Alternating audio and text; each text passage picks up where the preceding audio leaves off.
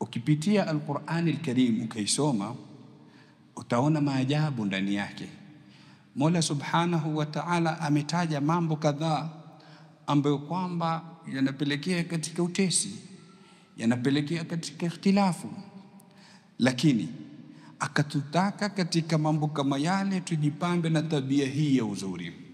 Ukisoma Al-Qur'an Al-Karim utaona Mwenyezi Mungu Subhanahu wa Ta'ala kwingine anatuambia fasabrun jamila, subira nzuri.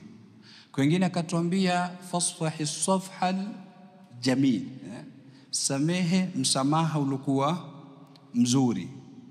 Kwingine akatuambia wahjurhum hajran jamila, wahame lakini kuhama kwenyewe kuwe kuzuri.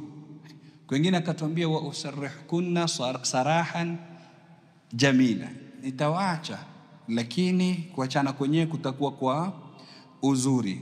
Sasa haya maeneo manne ukiangalia aliyotaja Mwenyezi Mungu na kuyasifu kwa sifa ya jamali, sifa ya uzuri, utaona yote ni sehemu za nizaa, ni sehemu za ugomvi.